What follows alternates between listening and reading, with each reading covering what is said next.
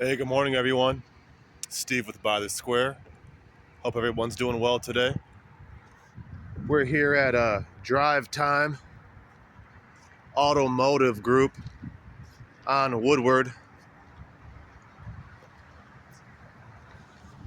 Checking out this EPDM roof. Having some leaks and stuff over here. They got this wall over here, it's all pulled away because the material shrinks over time and just starts pulling away at the walls.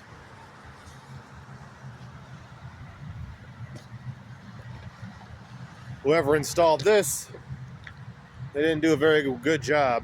That's for sure.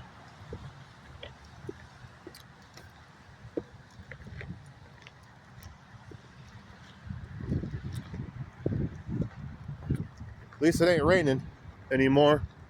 That's a plus. Just want to drop you guys a line. See how everyone's doing.